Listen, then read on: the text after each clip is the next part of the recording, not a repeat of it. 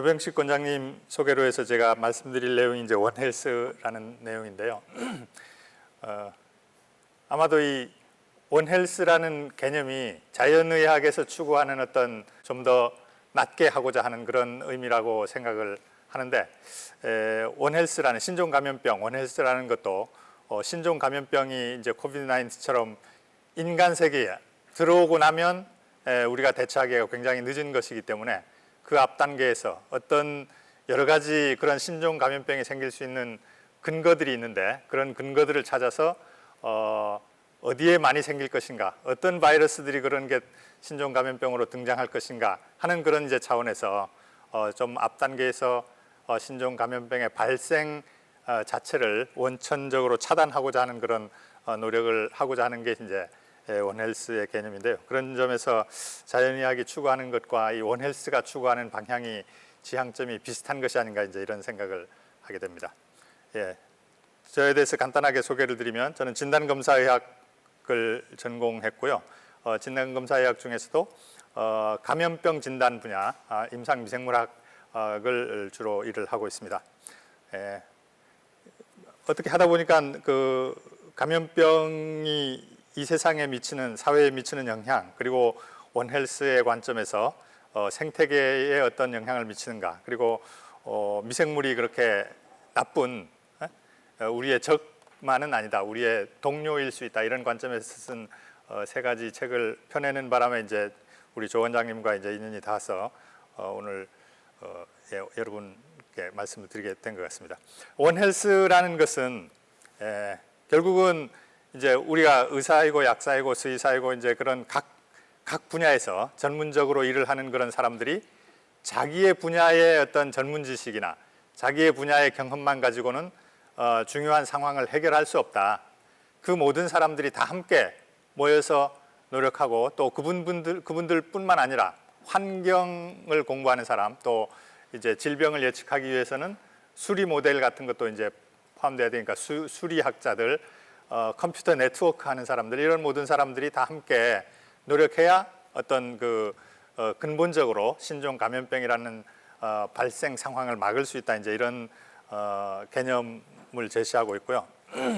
2021년 지구위기 보고서에 보면 어떤 일이 향후에 이제 인간에게 어떤 위기를 갖다 줄 어떤 일들이 벌어질 것인가를 예측한 것에서 보면 가능성이 높고 영향력이 큰 것들을 이렇게 두 개를 꼽아보면 그게 감염병과 기후 변화 대응 실패라는 것이 나옵니다.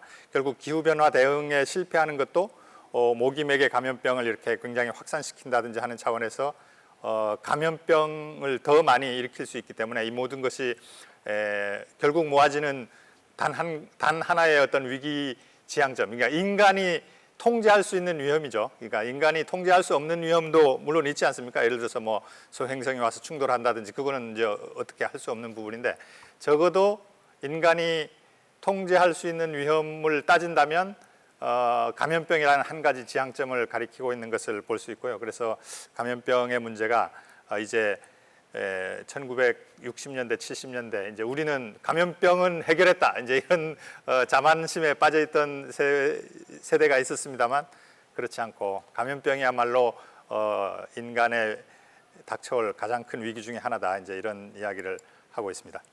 아까 우리 조 원장님께서 이제 원헬스 책에 대해서도 말씀해 주셨지만, 이 원헬스 책에 보면 양식 보거는 독이 없다, 이제 이런 얘기가 나오는데요. 양식 보거가 왜 독이 없을까?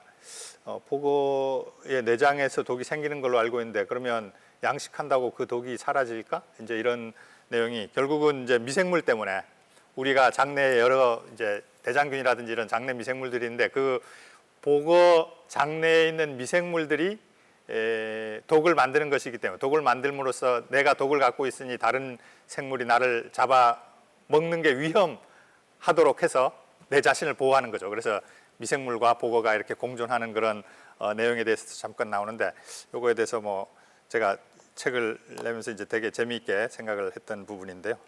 이런 내용들도 있습니다. 오늘 말씀드릴 내용은 에볼라 바이러스하고 웨스트 나일 바이러스, 이 두 가지에 대해서 말씀을 드리겠습니다.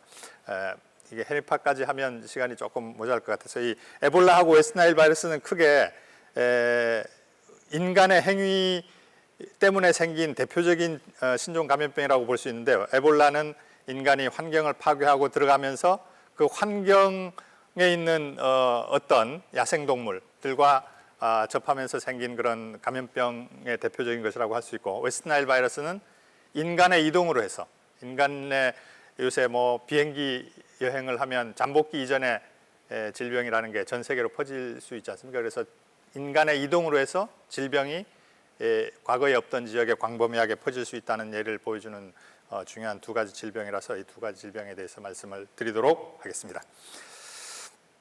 에볼라는 간단히 말하면 환경 파괴의 산물이라고 할 수 있는데요. 1976년에 이 콩고 민주공화국, 옛날에 우리는 자이레라고 그랬는데요. 자이레라고 알고 있었는데 이 자이레하고 수단 지역에 있는 이 두 곳, 얌부쿠와 은자라라는 곳에서 거의 동시에 한두 달 사이 간격으로 괴질이 발생했던 적이 있습니다. 우리가 이제 밀림을 생각하면 뭐 아마존 밀림이나 아프리카 밀림 같은 거 생각하면 정말 하늘이 안 보일 정도로 나무가 우거지고 늘 비가 오고 이제 이런 곳을 생각하는데, 인간이 들어가면서 나무를 베어내고 거기에서 농사를 짓고 이렇게 하면서 지금 보시는 것처럼 저게가 정말 밀림이 맞나 하는 생각이 들 정도의 그런 마을들이 들어선 그런 곳을 볼 수 있습니다. 그래서 얌부쿠 지역과 수단의 은자라 지역에 그때 당시에 에볼라가 생겼을 때의 모습을 찍은 사진을 보면 우리가 아프리카 밀림이라고 생각했던 그런 상상했던 곳하고는 많이 다른 것을 볼 수 있죠. 어떤 선교사가 이제 2주 동안 외부 활동을 하고 돌아오고 나서 뭐 열도 나고 설사도 하고 그래서 뭐 그 지역에 흔한 게 말라리아니까요. 말라리아일 것이다 이렇게 생각하고 퀴닌 주사를 주고 집에 돌려보냈는데 일주일 후에 다시 병원에 왔는데 뭐 이제 몸에서 구멍이란 구멍에서 전부 다 피가 나는 거죠. 구토하면서도 피가 나고 설사하면서도 피가 나고 뭐 이게 피가 코, 직장, 입 이런 데서 전부 다 출혈이 일어나고 2주 만에 생긴 지 2주 만에 사망을 했는데요. 문제는 그 환자가 사망하고 난 직후부터 그 동네에 병원을 중심으로 해서 또 이 환자가 돌아갔기 때문에 장례식을 치른 그 장례식에 참여했던 친척, 지인들을 중심으로 해서 이런 질병이 이제 굉장히 많이 돌았다는 거죠. 그 말은 접촉 감염에 의해서 그냥 굉장히 쉽게 퍼질 수 있는 질병이라는 뜻인데요. 병원 직원 17명 중에서 뭐 13명이 걸리고 11명이 죽고 이 장례식에 참여했던 사람 중에서도 17명이 죽고 하면서 이제 굉장히 급격하게 악화되고 치명률이 높은 그런 질병이 이제 발생했습니다. 그 당시에 희생되신 분들이고요.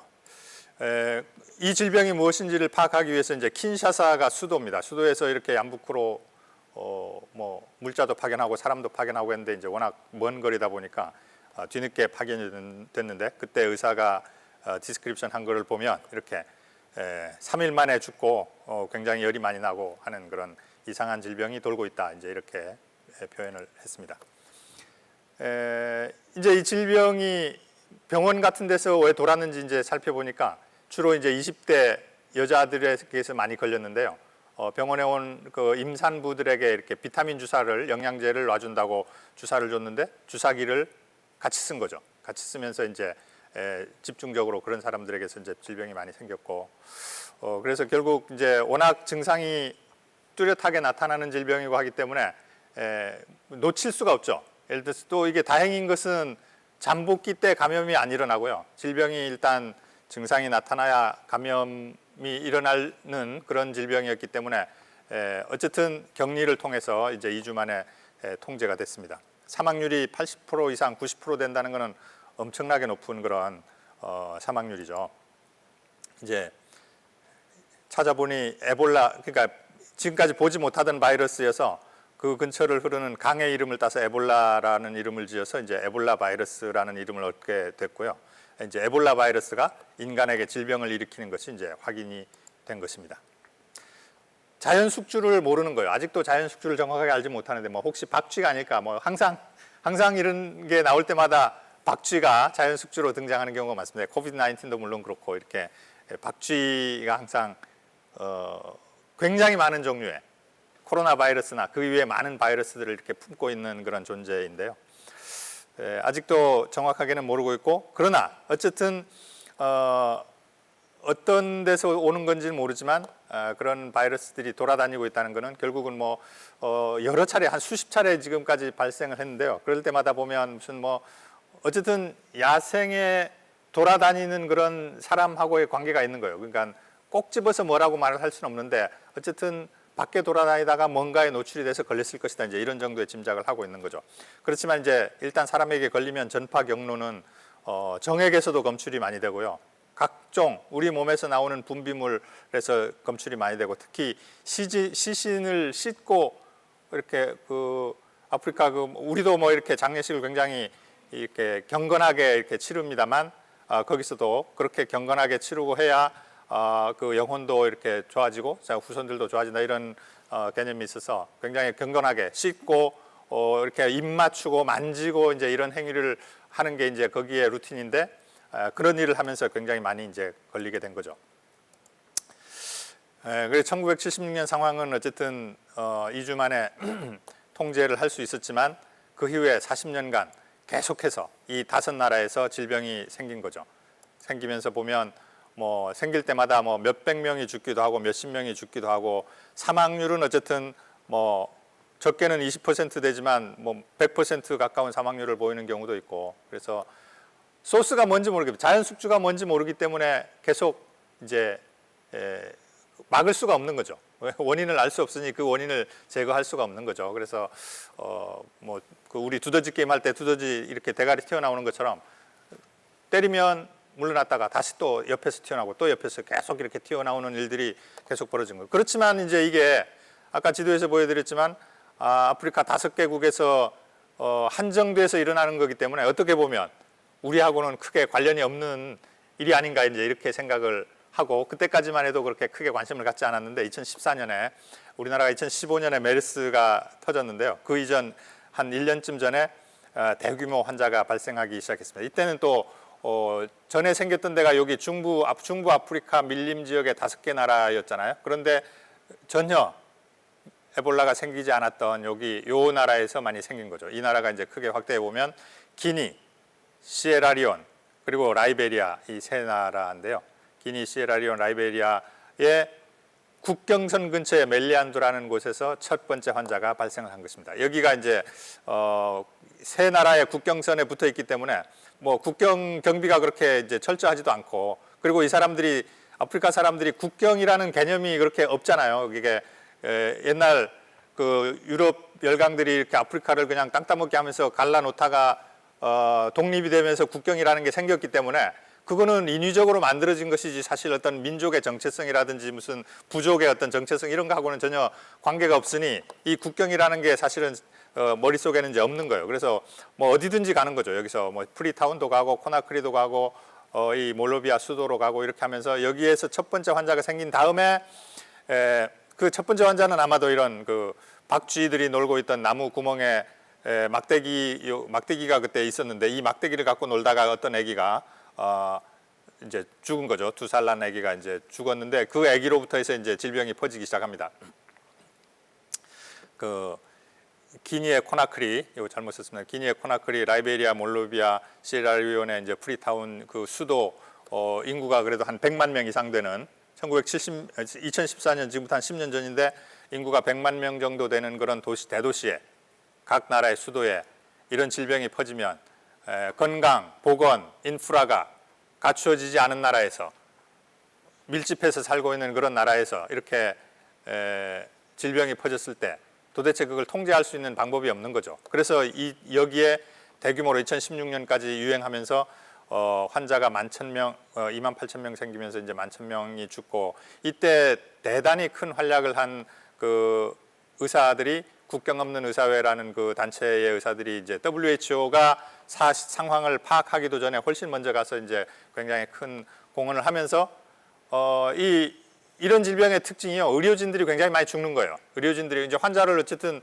접촉을 할 수밖에 없으니 나름대로 보호 장구를 한다고 하더라도 굉장히 많이 희생 당할 수밖에 없는데 이제 의료진들도 많이 희생당하면서 상당히 그때 큰 국경 없는 의사도 이제 위기에 빠졌었는데요. 어쨌든 이렇게 대도시에 과거에 40년 동안 그냥 로컬에서 굉장히 조그마한 마을에서 생기면 통제하고 하는 그런 상황이었다가 이제 대도시에서 엄청난 규모로 환자가 발생하는 상황까지 이어졌고요. 바로 그 다음에 어떤 일이 벌어졌느냐면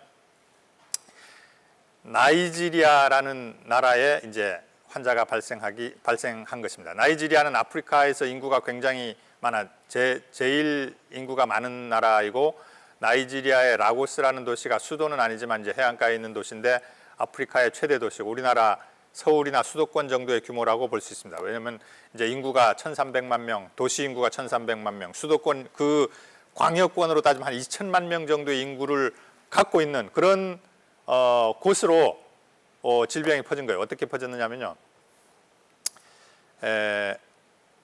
라이베리아계 미국인이 이 라고스로 나이지리아 정부 초청으로 오게 됩니다. 본래 이제 열도 나고 하면 이게 에볼라 유행 지역에 있는 사람이었기 때문에 열이 나면 비행기를 본래 못 하잖아요. 근데 이제 정부에서 무슨 자문회의를 한다고 중요한 자문위원이었기 때문에 그 사람을 초청해서 의견을 들으려고 이 사람을 부른 거예요. 그러니까 열이 나도 그냥 비행기를 탄 거죠. 근데 공항에서 쓰러진 거예요. 다행스럽게 공항에서 쓰러져 준 거죠. 만약에 그게 한 며칠 있다가 회의하고 막 이렇게 하는 가운데 쓰러지고 이랬으면 그 대도시에 퍼졌을 가능성이 있는데 공항에서 쓰러지는 바람에 바로 병원으로 갔고요.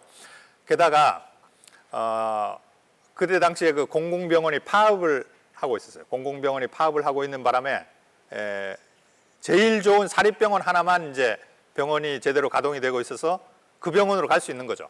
만약에 공공병원에 갔으면 거기서도 난리가 났을 가능성이 높아요. 근데 이제 그 병원에 가서 진료를 해보니 이 병원의 의사인데요. 이분이 진료를 해보니 라이베리아에서 왔다 열 난다. 이게 굉장히 심각하거든요. 상황이. 그래서 바로 격리실을 만들고 이 사람을 격리실에 두고 자기가 직접 진료를 합니다. 자기가 직접 진료를 하면서 근데 이제 문제는 나이지리아 정부에서 환자를 좀 내보내달라. 우리 자기들이 초청한 인사이기 때문에 VIP이기 때문에 내보내달라. 우리가 케어를 할게. 그리고 우리가 회의도 해야 된다. 그렇게 하는데 이제 안 보내준 거예요. 보내면 큰일 난다는 걸 이제 이 사람이 인지를 하고 있었기 때문에 그래서 결국은 거기서 한 20명 정도의 환자만 생기고 몇 명 죽고 하는 상황에서 이제 끝났는데요. 그래서 이제 몇 년 후에 이분이 이제 진료하다가 돌아갔어요. 이분도 병에 걸려가지고 돌아가고 했는데 몇 년 후에 그분의 아들이 대신 상을 이제 나이지리아를 구한 영웅이라고 이제 상을 받기도 이렇게 하는데요. 문제는 이렇게 마치 우리나라의 메르스 상황처럼 이게 굉장히 크게 불길이 번질 수도 있고 이렇게 대처를 잘하면 상당히 말하자면 이제 적은 피해를 내고 이제 방지할 수도 있는 상황이었는데 나이지리아는 이런 여러 가지 행운의 요건들이 많이 겹치는 바람에 크게 문제가 되지 않고 해결이 됐습니다. 그다음에 미국으로도 환자가 한 명 들어왔는데요. 미국으로 들어온 거는 정말 이게 우리나라 메르스하고 더 비슷합니다. 왜냐하면 이 사람은 증상이 없을 때 들어온 거예요. 증상이 없을 때 비행기를 무사히 타고 들어와 가지고 집에 가서 며칠 있으니까 이제 뭐 열도 나고 이래서 병원에 갔단 말이죠. 병원에 갔는데 그냥 뭐 괜찮다면서 이제 아세타미노펜 주고 이제 집으로 보냈어요. 집으로 보냈고 며칠 후에 다시 열이 더 심해지고 이제 증상이 심해지면서 병원으로 왔죠. 같은 병원이었어요. 같은 병원이었고 처음에 갔을 때도 나는 라이베리아에서 왔다 이 말을 한 거예요. 그런데 이제 그거를 의사가 이렇게 심각하게 안 받아들인 거죠. 심각하게 안 받아들이고 그냥 집에 갔다가 오라 이렇게 해가지고 보냈다가 다시 왔는데 그때는 이제 거의 죽을 지경이 돼서 와서 중환자실 가서 이제 치료를 했는데 이제 사망한 거죠. 근데 간호사 2명이 병에 걸렸습니다. 간호사 2명이 병에 걸렸는데 이제 회복됐죠. 회복이 돼서 우리가 이제 자주 언론에서 봤더니 파우치 박사라는 분이 미국 의료의 승리다. 우리가 이제 간호사를 무사히 2명밖에 안 걸렸고 간호사를 무사히 이제 죽지 않고 이렇게 케어해서 살려냈으니까 이제 우리가 잘했다 하면서 막 이렇게 홍보도 하면서 이렇게 자랑스럽게 이런 그 사진도 내보이고 했는데 사실은 그렇지 않죠. 그 앞 단계에서 보면 정말 잘못한 거죠. 엄청나게 잘못한 거죠. 아니 환자가 왔는데 라이베리아에서 왔다고 하고 열도 나고 하는데 왜 그걸 돌려보내냐. 거기서 미국 의료가 망가질 뻔한 거죠. 우리나라 메르스도 바로 그거 아닙니까? 뭐 몰랐을 때 돌아다니다가 그 환자들이 한 명 한 명 이렇게 이제 그 뭐 소위 슈퍼 스프레더도 있고 했지만 어쨌든 처음에 그 환자를 빨리 인지해서 격리시키는 조치를 하지 않은 것 때문에 우리는 뭐 온 나라가 뭐 반년 이상, 200일 이상 이렇게 락다운 됐고 그랬던 것 아닙니까? 그래서 이 신종 감염병이라는 게 이제 새로 생기면 어디서든지 생길 수 있는데 이 얘가 말해주는 것이 결국은 메르스가 중동에서만 생기는 것도 아니고 에볼라가 아프리카에서만 생기는 것도 아니고 언제든지 우리에게 가까이 다가올 수 있는데 우리가 거기에 대해서 알러니스를 이렇게 갖고 있지 않으면 이렇게 생각하고 있지 않으면 언제든지 우리는 망하는 수준으로 갈 수 있다. 이제 이런 걸 보여주는 예라고 생각해서 이제 말씀을 드렸고요. 우리나라의 이제 메르스 같은 경우도 여러분들 뭐 언론 보도나 이런 걸 통해서 충분히 잘 경험하고 계실 것입니다만은 나이지리아와 미국과 한국의 상황이 시작된 상황으로 보면 대단히 유사한데 결과로 보면 완전히 다른 결과를 보였죠. 그게 뭐 운이라는 어떤 그런 부분들도 많이 작용을 했겠죠. 그렇지만 어쨌든 전문가들이 환자를 보는 일선에 있는 사람들이 그런 상황을 정확하게 인지하고 초동 대응을 잘하면 상황은 상당히 쉽게 통제될 수도 있다는 것을 보여주는 예라고 할 수 있겠습니다. 그다음에 이제 웨스트나일 바이러스에 대해서 말씀드리겠습니다. 웨스트나일 바이러스는 국지적으로 유행하고 있는 감염병이 인간의 이동에 따라서 새로운 지역에 퍼질 수 있고 그 지역에 토착화돼서 이제 풍토병이 될 수 있다. 이제 이런 예를 보여주는 것인데 예를 들면 에이즈가 아프리카에 뭐 한 수십 년 동안 이렇게 풍토병으로 그 좁은 지역에서 유행을 하고 있다가 그게 이제 어떤 경로를 통해서 뭐 IT로 넘어가고 다시 미국 대륙으로 넘어가고 거기서 전 세계로 퍼지고 이제 이런 경로를 거쳐서 이제는 특정 지역이 아닌 전 세계에 이제 풍토병이 되었지 않습니까? 그런 것처럼 웨스트나일 바이러스도 그와 비슷한 이제 상황으로 바뀌었다 하는 것을 말씀드리고자 합니다. 1999년 일인데요. 1999년이면 뭐 지금부터 한 20몇 년 전 일이죠. 1999년에 이제 미국 뉴욕 근처에서 일어난 일입니다. 미국 뉴욕 근처에서 이제 어떤 분이 일을 마치고 집에 왔는데 이제 열도 있고 몸살기가 좀 있어서 아스피린 먹고 잤는데 다음 날 계속 증상이 심해지고 해서 병원에 입원을 한 거죠. 그런데 그 다음 날 또 어떤 노인이 잔디 깎고 들어와서 이제 평생 피곤하다는 말을 해본 적이 없는 사람이 아유 나 좀 피곤하다 이러면서 이제 누웠는데 움직이지도 못해서 다음 날 플러싱 병원으로 입원을 했고 같은 병원으로 입원해서 이 사람은 3주 후에 사망을 했습니다. 사망했고 그러는 사이에 며칠 동안 보니까 그런 비슷한 환자들이 몇 명이 더 들어왔고요. 그래서 이 상황을 이상하게 생각해서 이제 CDC에 보고를 했죠. 이제 이 사람들이 대개 뇌염 증상을 앓았거든요. 근데 그 나이에 때에 있는 사람들이 뇌염을 그렇게 한 동네에서 여러 사람이 동시에 앓는 일이라는 게 굉장히 드문 일이지 않습니까? 거의 잘 없는 일이죠. 그래서 CDC에 보고를 했고 CDC에서 조사를 해보니 그 병원뿐만 아니고 그 옆에 다른 병원에서도 비슷한 사람이 몇 명 더 있더라. 그래가지고 이제 조사를 한 결과 이제 세인트 루이스 뇌염이라고 이제 발표를 하고 이것도 이제 모기 매개 감염병입니다. 세인트 루이스 뇌염도 모기 매개 감염병입니다. 그래서 모기 방제 노력을 이렇게 많이 했습니다. 세인트 루이스 뇌염이라고 CDC에서 한 이유는 그냥 그냥 짐작으로 그렇게 한 얘기가 아니고 그 항체 검사에서 세인트 루이스 뇌염에 반응하는 항체가 이 사람들에게서 나왔던 거예요. 그래서 세인트 루이스 뇌염이라고 해서 그것도 나름대로 이제 근거가 없는 이야기는 아닌데 어쨌든 그래서 자기들은 세인트 루이스 뇌염이라고 생각을 하고 모기 방제 노력을 이제 하게 됩니다. 근데 이제 그보다 앞서서 어떤 일이 있었느냐면 그게 이제 8월 말 정도의 일이었는데요. 6월 달부터 1999년 6월 달부터 까마귀들이 굉장히 많이 죽는 사태가 벌어진 거예요. 그 지역에 까마귀들이 굉장히 집단적으로 수십 마리가 그냥 죽어서 이제 있는 거죠. 근데 야생 동물이 그렇게 죽은 거에 대해서는 야생동물 보존협회인가 무슨 그런 단체 그 정부 기구가 있는데 거기에서는 관심을 가질까 몰라도 다른 데서는 아무도 생각을 안 하죠. 그냥 뭐 빨리 치워서 이렇게 폐기할 생각만 하는 거죠. 그래서 그리고 야생동물 그 보존협회에서는 그게 왜 죽었는지를 뭐 조사해봐도 이렇게 뭐 그것도 검사도 하고 굉장히 여러 가지 그 시설이 있는 데서 검사를 해보고 해야 알 수 있는 일이니까 모르는 거죠. 그렇게 이제 모르고 넘어가고 했는데 어떤 한 사람이 뉴욕 그 동물원에 있는 사람이 이제 동물들의 죽음에 대해서 관심을 갖고 보는 그 눈여겨보는 사람이 한 사람이 있었는데요.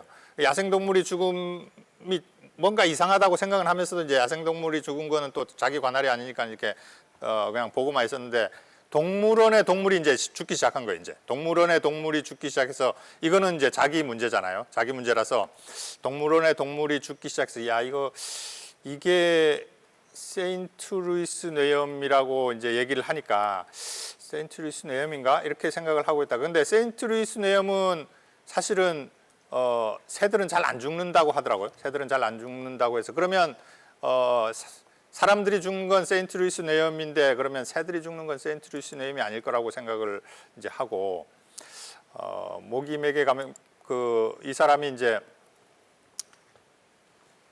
사람이 죽을 때까지는 생각만 하고 좀 의심만 하고 있었는데 이제 사람이 죽기 전까지는 사람이 죽는 것을 보고 야생동물이 죽고 동물원의 조류가 죽고 사람이 죽는 것 사이에 이거는 뭔가 이거는 연관성이 있다. 이게 한 질병일 가능성이 있다. 이렇게 생각을 한 거예요. 아무도 그렇게 생각을 안 했죠. 아무도 그렇게 사람이 죽는 걸 가지고 이거를 예를 들어서 CDC 사람들은 까마귀가 죽었는지 알지도 못하고요. 사실은 동물원에 동물이 죽는지도 알지도 못하고 근데 이제 이 사람은 그 모든 걸 다 봐왔기 때문에 사람이 죽는 것이 뭔가 찜찜하다.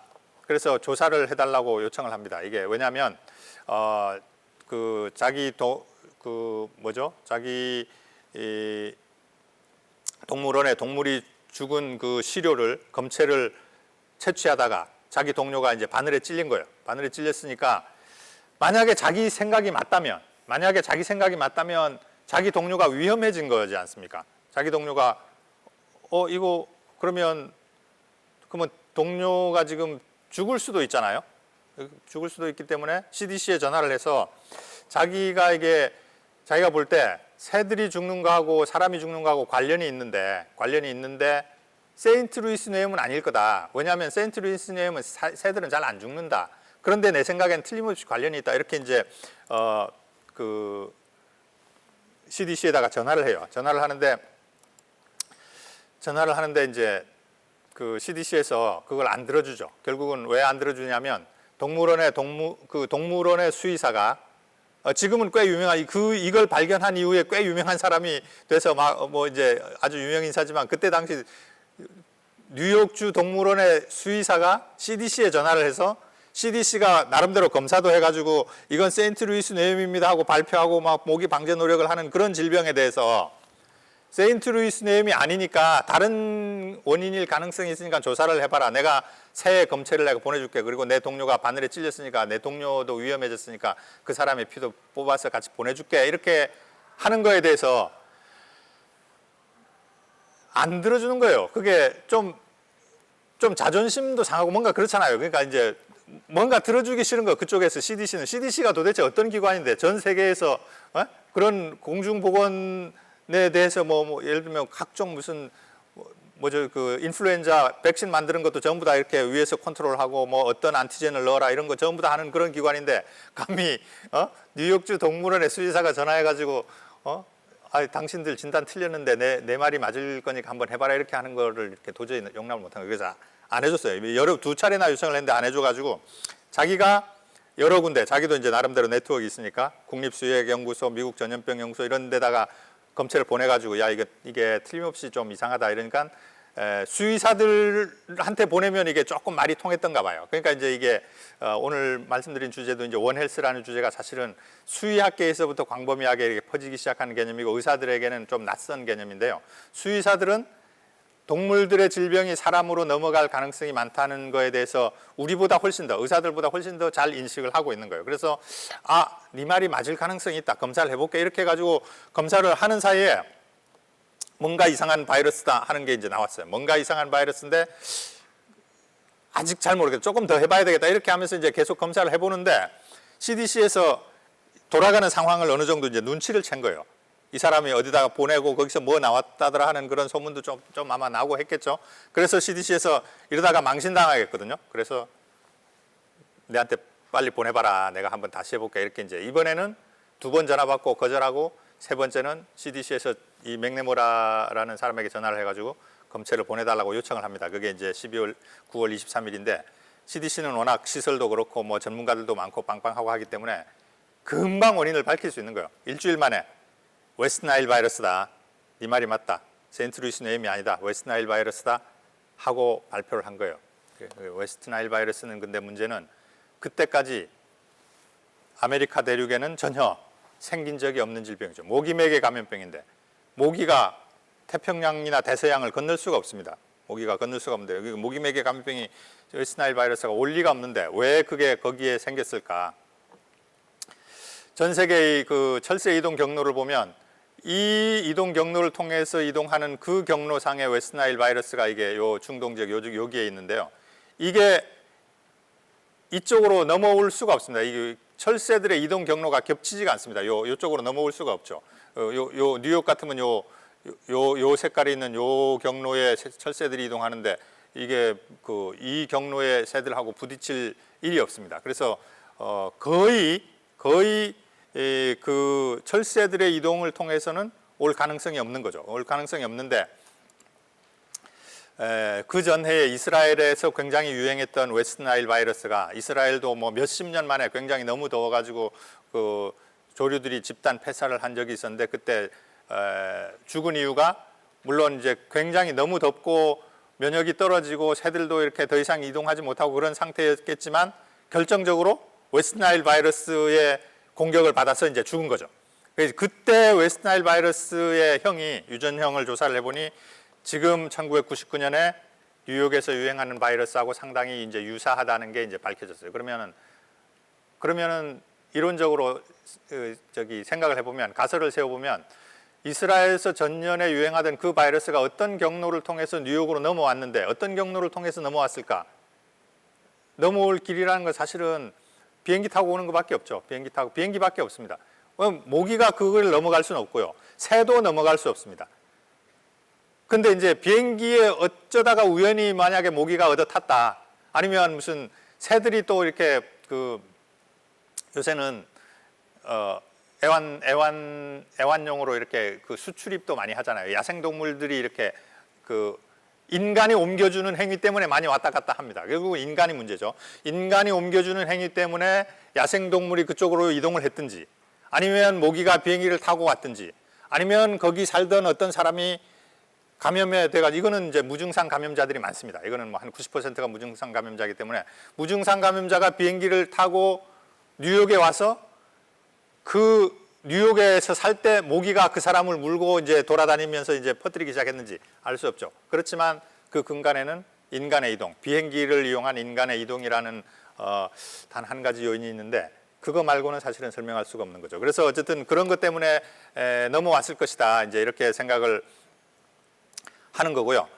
이 웨스트나일 바이러스가 이제 1930년대에 뭐 아프리카에서 발견됐지만 아프리카에서만 계속 돌고 있다가 1999년 미국으로 건너왔는데 이제 건너왔을 당시의 상황을 우리가 뒤늦게 좀 반성하는 의미에서 조사를 해보면 야생동물이 폐사했을 때 사실은 뭐 지금 와서 생각하는 것이지만 이제 지금 비슷한 상황이 생기면 굉장히 좀 이걸 중요하게 생각하고 그게 뭐 때문에 그랬을까 하는 것을 조사하는 것으로 이제 바뀌었죠. 근데 그때는 야생동물 폐사 상황에 대해서 별 관심이 없었기 때문에 야생동물 폐사에 대해서 무관심했다. 그리고 어떤 근거가 예를 들면 무슨 이거는 뭔가 새로운 바이러스일 가능성이 있다는 그런 근거를 제시하면서 조사를 요청했을 때 서로 간의 어떤 직역 간 수의사와 의사 간 뭐 CDC와 동물원 사이에 또 뭐 야생동물 보존부 사이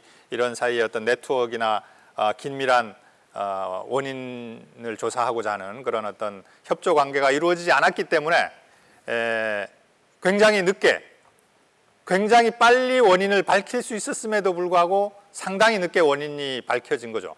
물론 이제 근데 모기매개 감염병이라는 게 뭐 이미 모기의 그 세계의 모기에 토착화돼 있으면 그거 좀처럼 이렇게 통제하기가 어렵거든요. 그래서 이미 사람에게 질병이 생길 때는 그때 뭐 알았다 하더라도 또는 그보다 2달 반 전에 까마귀한테 이렇게 뭐 까마귀가 죽고 이럴 때도 그때 정확하게 한 일주일 만에 알았다고 하더라도 모기를 전부 다 이제 뭐 멸절시킬 수는 없는 거기 때문에 통제할 수는 없었을 것이고 아마도 그래도 조금 늦기는 해도 모기매개 감염병 웨스트나일 바이러스가 그 지역에 퍼지는 것을 막을 수는 없었다고 치더라도 그렇더라도 모든 게 조금 앞에서 발견을 하면 감염병이라는 게 특히 그렇잖아요. 감염병이라는 게 조금 앞에서 발견하면 통제를 적절하게 적극적으로 하기 시작하면 숫자를 줄이고 기간을 벌 수가 있는 거죠. 우리는 항상 숫자를 줄이고 기간을 번다. 이제 이번에 코비드 19 할 때도 우리나라가 초기에 방역에 성공했다고 말을 하는 이유가 그거지 않습니까? 초기에 환자의 수를 적절하게 줄여놓음으로써 우리가 병상을 확보할 어떤 준비를 할 수 있다든지 또는 백신이 나올 때까지 우리 국민들이 어느 정도 안전하게 이렇게 기다릴 수 있다든지 이제 그런 게 중요한 거거든요. 감염병이 초기에 대응을 하면 초기에 뿌리 뽑는 게 가장 좋지만 뿌리 뽑지 못한다 하더라도 숫자를 줄이고 시간을 벌면 우리는 다음 대응을 할 수 있는 여지가 있는 거예요. 이제 그런 여지를 놓쳤다는 점에서는 이제 웨스트 나일 바이러스가 이제 상당히 좀 대처를 잘 못했다고 하는 비난을 받을 만하죠. 실제로 그렇게 상당히 그런 얘기들을 많이 합니다. 그러면 지금은 뭐 나아졌냐 이런 이제 얘기도 CDC에서 많이 듣기도 하죠. 어쨌든 이제 그런 여러 가지 이유들 때문에 네트워크 형성이 안 돼 있고 어떤 협조 관계가 이루어지지 않았기 때문에 야생동물 질병에 대해서 통합적으로 접근하지 못한, 말하자면 원 헬스 어프로치를 하지 못한 실패가 있었다. 그래서 어떻게 됐느냐 하면 1999년에 처음 여기에 조금 생기던 그런 질병들이 세월이 가면서 이제는 전 미 대륙에 이렇게 확실하게 완전히 퍼져가지고 해마다 연간 1000명 정도가 감염이 되고요. 그 말은 이제 무증상 감염자까지 합치면 뭐 엄청나게 많은 숫자가 노출이 된다는 뜻이죠. 무증상 감염자가 생기고 수십 명이 사망하고 이제 이 북미 대륙 이 노란 지역에는 웨스트나일 바이러스가 풍토병인 지역으로 이제 바뀌었습니다. 과거에는 없었습니다. 근데 이제 이런 것들이 인간의 이동을 이제 우리가 멈출 수가 없고 계속해서 이런 모기매개 감염병들은 모기가 살 수 있는 지역이라면 어디든지 다 퍼질 수밖에 없기 때문에 지금 이 위도를 중심으로 해서 이 적도 위아래로 그 따뜻한 지역 온대지방의 모기들이 많이 사는데 열대 포함해서 온대지방의 모기들이 많이 사는데 그 중에 이제 웨스트나일 바이러스가 안 퍼져 있는 지역도 많이 있지 않습니까? 우리나라, 일본 이런 중국을 포함해서 이런 지역에도